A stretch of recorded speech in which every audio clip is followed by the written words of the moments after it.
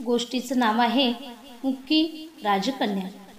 सौख्यनगरीचे महाराज सुखदेव हे आपली लेक राजकन्या मोहिनी हिच्या लग्नाच्या विचारात मग्न होते। आपल्या सुंदर, सद्गुणी, रूपवान अन गुणवान लेकीसाठी एखादा सुंदरसा राजपुत्र शोधावा, मोहिनीला मनासारखा योग्य पती अन आपल्या माग राजाला एक प्रजाहितदक्ष राजा मिळावा, हीच महाराज सुखदेव यांची इच्छा होती। पण एके दिवशी आपल्या दासीबरोबर देवदर्शनाला गेलेली मोहिनी महालात परत आली। तीच मुळी बेशुद्ध अवस्थेत। तिचा चेहरा पांढरा फटक पडला होता, अंगातून घाम नितळत होता आणि तिनं आपले डोळे घट्ट मिटून घेतले होते। मोहिनीला त्या अवस्थेत पाहताच राजा राणी यांची धावपळ झाली। राजवैद्याला आमंत्रित करण्यात आलं, तेही धावत पळत आले। त्याने अनेक औषधोपचार केले। राजवैद्यांच्या प्रयत्नांना यश आलं। बेशुद्ध राजकन्या शुद्धीवर आली, पण ती अत्यंत घाबरलेली होती। राजकन्या शुद्धीवर येताच तिच्या आईने तिची विचारपूस केली। तिला भीतीचं कारण विचारलं। मोहिनी, बेटा, अगं सांग ना, तुला काय झालं? बोल ना, अगं बोल ना, काहीतरी सांग, तुला ऐकायला येत नाही का? त्या आईचे शब्द ऐकले मात्र राजकन्या मोहिनी एकदम रडायलाच लागली। तिला सांगायचं होतं, बोलायचं होतं, पण तिला बोलताच येत नव्हतं। आणि त्याच दिवसापासून महाराज सुखदेव यांच्या जीवाला मुक्या राजकन्येची नवीनच काळजी सतावू लागली। हे ईश्वरा, अरे काय केलंस तू हे? माझ्या सर्व इच्छा मातीमोल झाल्या। माझी गुणी पोर मुक्की झाली रे, मुक्की झाली। महाराजांचे दुःख हे अगदी स्वाभाविक होतं।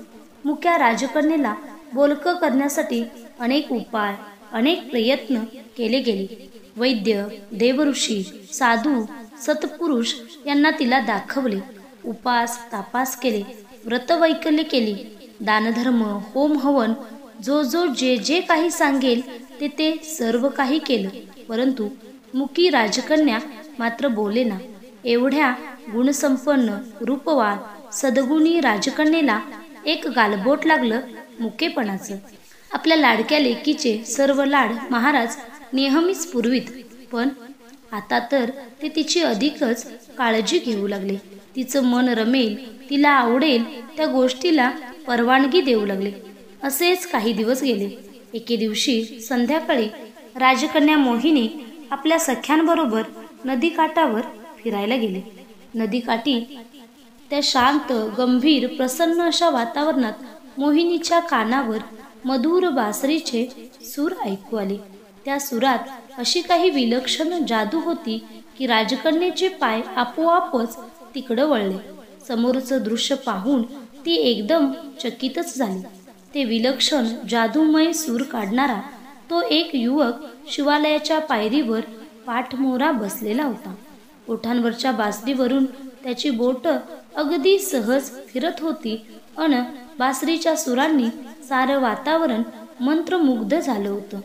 नकळत मोहिनी त्याच्या जवळ जाऊन उभी राहिली। तिच्या सख्याही पुढं काय होते ते पाहत उभ्या राहिल्या। बासरीचे ते सूर ऐकता ऐकता मोहिनीला भानच राहिले नाही आणि बन्सीचं लक्ष शेजारी गेलं। आपल्यासारख्या सामान्य गुराख्याजवळ ही राजकन्या कोण, कधी आली, कुठून आली, कशी आली, तो आश्चर्यचकित होऊन पाहतच राहिला। बासरीचे सूर थांबले आणि राजकन्या मोहिनी भानावर आली।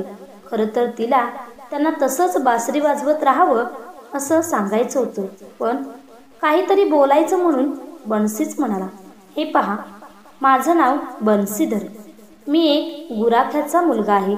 गाई गुरं रानात चारायला आणतो, मोकळ्या वेळेत ही बासरी वाजवतो। राजकन्या मोहिनीनं त्याच्या हातातली बासरी परत त्याच्या ओठांवर ठेवली। काय, परत वाजवू? आवडली तुम्हाला माझी बासरी? राजकन्यानं होकारार्थी मान हलवली। बन्सीनं पुन्हा एकदा एक छानशी धून वाजवली। त्या मधुर सुरात राजकन्या मोहिनी रंगून गेली। डोळे मिटून मान डोलावू लागली। बासरी थांबवीत बन्सीनं परत एकदा विचारलं, खरंच आवडलं तुम्हाला बासरीवादन? बोला ना, सांगा ना. राजकन्येनं मानेनेच होकार दिला. बन्सीला खरं तर त्या रूपवान राजकन्येचा गोड आवाज ऐकायचा होता, म्हणून तो पुन्हा पुन्हा विचारत होता, पण ती मात्र उत्तर देऊ शकत नव्हती. तिची गोंधळलेली स्थिती सख्यांनी ओळखली अन त्या पुढे झाल्या. बन्सी, राजकन्येला तुझी बासरी वाजवण्याची कला आवडली, पण ती ते सांगू शकत नाही कारण ती मुकी आहे. सख्यांनी तो तसा खुलासा केला आणि राजकन्येला घेऊन त्या निघूनही गेल्या. एवढी सुंदर, रूपवान अन गुणग्राहक राजकन्या आणि ती मात्र मुकी, याचं बन्सीला फार दुःख झालं. तो तडक शिवालयात गेला. त्याने भोळ्या शंकराची प्रार्थना केली. हे देवादिदेवा, महादेवा, माझ्या राजाची कन्या अशी मुकी का? तिला बोलती करता येणार नाही का? देवा, राजकन्या जर पुन्हा बोलणार असेल तर मी काय हवं ते करीन, पण त्या राजकन्येला मात्र बोलकी करीन. देवा, मला मदत कर, मला मार्ग दाखव. प्रार्थना करून बन्सी मंदिराबाहेर येतो न येतो तोच त्याच्या कानांवर जय भोलेनाथ, जय शंभो अशी वाणी पडली.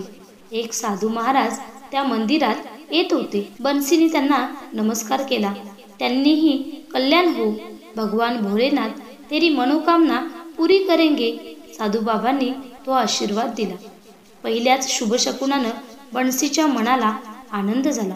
घरी येताच बन्सीनं झालेली घटना आपल्या आईला सांगितली. आई, राजा हा प्रजेचा पिता असतो ना, मग प्रजेनं आपल्या राजासाठी काही करायला नको का?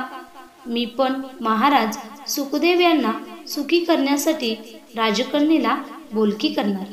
आई, मला आशीर्वाद दे. बन्सीचे ते बोलणे ऐकले मात्र आणि त्याच्या आईला धन्यता वाटली. बन्सीच्या धाडसाचं कौतुकही वाटलं आणि थोडीशी काळजीही. पुढे नित्यनेमाने बन्सी त्या शिवालयातील साधूच्या सेवेसाठी जाऊ लागला. त्याची सेवा करण्यात, भिक्षा मागण्यात, कपडे धुण्यात, त्यांना दूध आणि पाणी देण्यात, त्यांच्याबरोबर भजन करण्यात त्याला खूप आनंद मिळे. असं करता करता एक दिवस साधू महाराज प्रसन्न आहेत हे पाहून बन्सीने त्या मुक्या राजकन्येचा विषय काढला. साधू महाराजांनी डोळे मिटले आणि म्हणाले, बेटा, राजकन्या मोहिनीची वाचा परत येईल. ती पुन्हा बोलू लागेल, पण त्यासाठी काय बाबा? सांगा बाबा, मी ते करीन, नक्की करीन. पण राजकन्येला वाचा येऊ दे, ती बोलू दे. बन्सी काकुळतीने म्हणाला. बन्सी, तू खूप भोळा भाबडा आहेस, परोपकारी आहेस.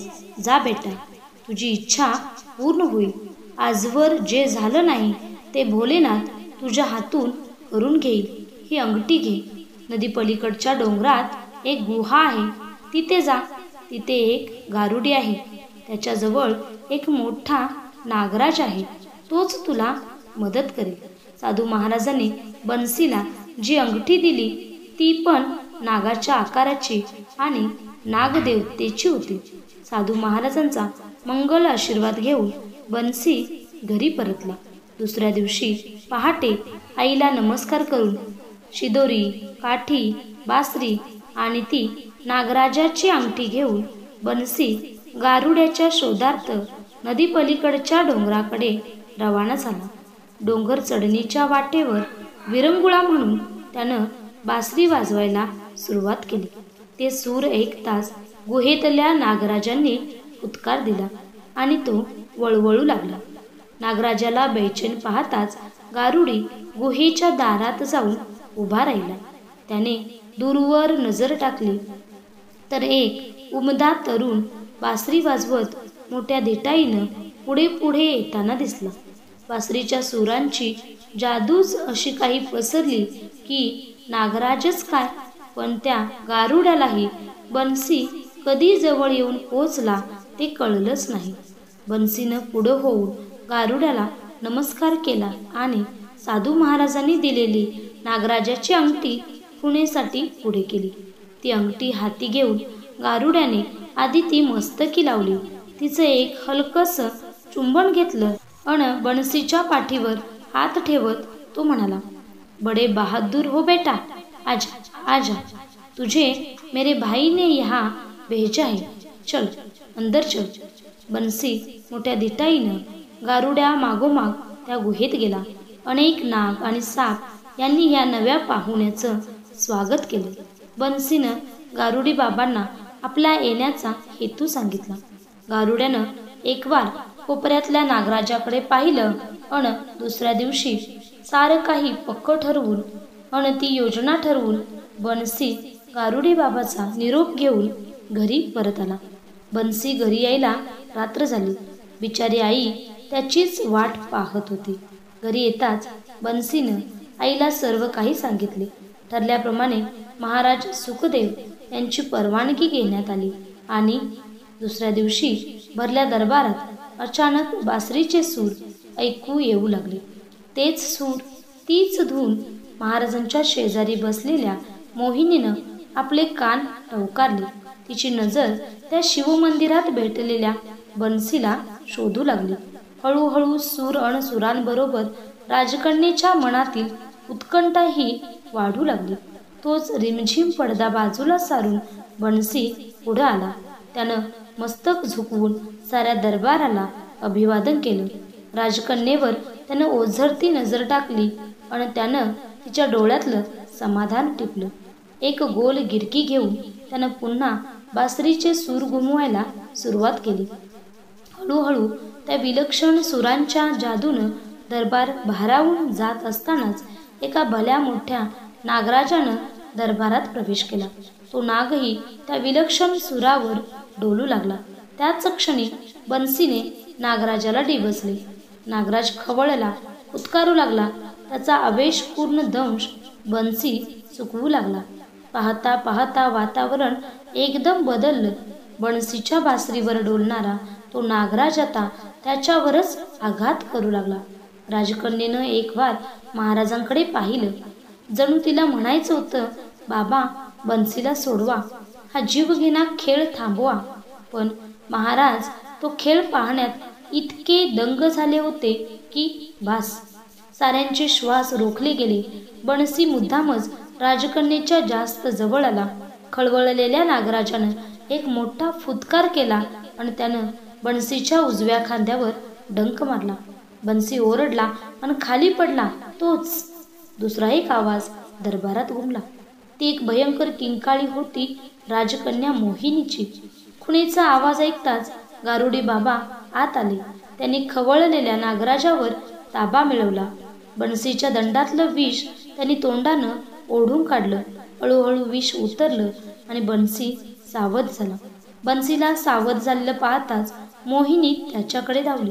त्याच्या जवळ जात ती म्हणाली, बन्सी, मला तुझी बासरी फार फार आवडते रे.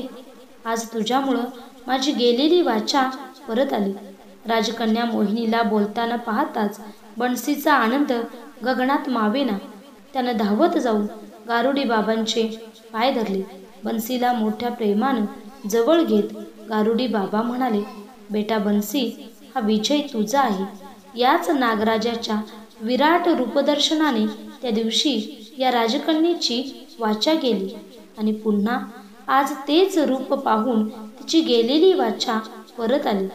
चला, आपलं काम झालं. महाराज सुखदेवांनी पुढं होऊ गारुडी बाबांना आणि नागराजाला नमस्कार केला. बन्सीला जवळ घेत महाराज म्हणाले, प्रजाजन हो, या गुणी मुलाला आजपासून आम्ही दरबाराचा राजबासरीवादक हा किताब जाहीर करतो. महाराजांनी सर्वांना बक्षीस दिली. गारुडी बाबांचा आदर सत्कार केला. राजकन्येच्या हातून नागराजाचं पूजन केलं. नागराजाची आरती करताना आनंदाने डोलणारी मोहिनी आणि सुरेल बासरी वाजवणाऱ्या बन्सीला पाहून महाराज सुखदेव यांच्या डोळ्यात आनंदाश्रू उभे राहिले.